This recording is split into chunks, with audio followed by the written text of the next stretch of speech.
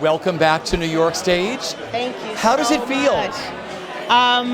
Surreal, really. Of course, it's very exciting. I'm thrilled. I'm grateful. I'm humbled, and beyond that, I'm just truly hoping that this message that Stephen Stahl, who wrote and directed me in this play, and I can get this message across about Billie Holiday and the total woman that she was, and the amazing person that she was, the militant, the independent woman, the survivor, the comedic. She was very funny, to the point of being self-effacing.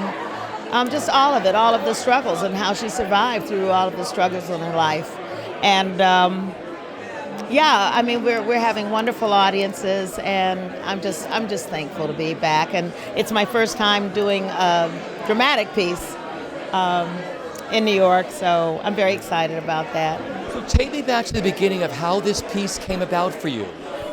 Well, I was contacted in 1986 by a woman who wanted to produce it in Paris, France, a woman named Ellen Mimran. And Stephen, of course, had written the script. It was translated into French, and it took me 4 months to learn the French version before we could even do it on the stage. And for me, it was like having a ticker tape running across my brain every night. There was very little room for ad-libbing, and there was another actress that was hired to do all of the regression scenes because it was just so much dialogue. When we did it in London, Stephen came in and worked with me on it, and that was when I really was able to dig deep into Billie's life. And it was a stupendous experience. It really was. It was something that I will always be grateful for, because it allowed me to deal with some issues that I had in my past that were similar to Billie's, and it was quite eerie. By the end of the run, I was getting fan mail addressed to Billie Holiday saying, "Dear Billie, we enjoyed your show," and people would come that knew her and say they saw her on the stage. They didn't see me. So it was an eerie experience and a bit frightening. So it's nice to come back to it, more mature, having lived my own experiences, and to try and bring something new to it, but at the same time trying to channel her so that people can really get a sense of who Billie Holiday is. Let's talk a little bit about the structure of the piece, because you start off musically, then you go back into young Billie, and we see what she went through, and then you go back into the songs again. What were the challenges for you as an actress and a singer? Well, as an actress, the challenge is switching up emotional gears. And, when you go into a regression scene, you have to completely cut off your present period that you're functioning in, and imagine yourself in those regression scenes. For me, it's a little schizophrenic. That's how it feels. It just feels schizophrenic. But, when I do Billie as a little girl, when, she's raped because she was raped at 10, I just try to draw on, my own youth, my granddaughter, other little girls that I've known. I love children, and try to incorporate all of that into what I'm doing. What I'm trying to do right now that I haven't quite mastered is to find her young voice. So I'm really starting to work on finding Billie's voice, how I think it would have been at 10 years of age. So that's something new. When I do the South scene, that's very tough. And it's really hard for me to stay in character as Billie, and to also imagine how she could have sung that song, Strange Fruit, all the times that she did, and never really break down. Because if you see footage of her singing it, she's always very posed, and she's always, the head to the side, and she just sings it. But you get the emotion. But for me as an actress, there have been a couple of times when I've almost broken down completely.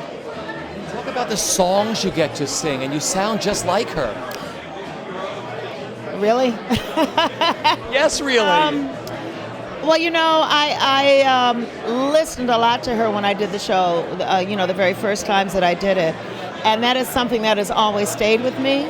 Her voice and her speaking voice, especially towards the end of her life, because it was very raspy. So it's very easy, for me to talk to you like Billie Holiday, and for me to, sing "Then There's God Said Yeah." I don't know where that comes from. When I was young, my parents used to say to me that I could be an imitator. And when I started singing for the first time with the Thad Jones-Mel Lewis here in New York City, Thad Jones told me not to listen to singers because he heard that I had a very good imitative voice. And he told me if I wanted to find my own voice that I needed to listen to instrumentalists and not singers. So maybe it's that. Maybe, I don't know. She's just a part of me. What amazed you the most while working on this about Billie Holiday, of something you didn't know about her? Well, there was a lot that I knew about her from having done the show before. What struck me this time was one day in rehearsal when I'm doing the whole setup for the South scene, and I talk about how her father died from complications of pneumonia because they wouldn't allow him to be treated in a hospital. And one day I remembered my grandmother telling me that same thing happened to my grandfather. He died at 38, like Billie Holiday's mother died at 38. He died from complications of pneumonia. He was a Pullman for the train system, and they would not allow him into a hospital. So that was the new thing that struck me. The other thing that has really struck me about her, because I'm coming at it from a much older perspective, is that she went through so much in a concentrated period of time. And that is the thing that has really struck me. To be quite honest, I've been still a little skeptical to allow myself to go all the way with her, because I'm a little afraid. I'm not feeling mentally quite secure enough yet that I could take that on. Well, you were wonderful. I want you to share a story, if you will. I fell madly in love with you in The Wiz, like millions of people did. You won your Tony Award for that. Can you share a story of what that memory meant of doing The Wiz, that iconic role, that song, and that time period for you? That was my first Broadway show. I have never acted before. I had never taken an acting lesson. I still have never taken acting lessons in my life.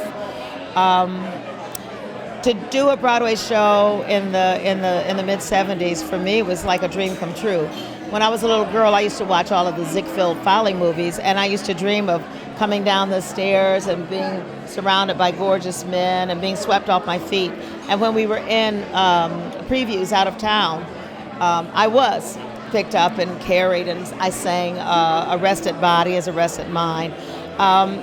When we got to Broadway, my role had been cut to like 5 lines of dialogue and a half a song. I actually did the reprise of The Wiz. So for me, I think the most stunning thing was winning a Tony Award for 5 lines of dialogue and half a song. And it was like a bittersweet kind of experience for me.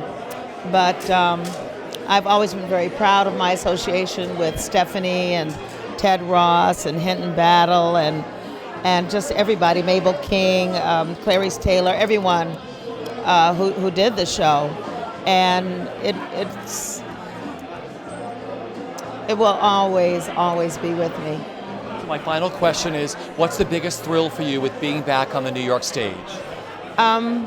Being able to bring Billie Holiday to the Broadway Theater District, being able to portray one of our iconic jazz singers, bring her to life, and to have the opportunity to do it in a dramatic way. So to have my first dramatic experience in New York City after starting out in the 70s, I think it's fantastic. And I'm just very grateful.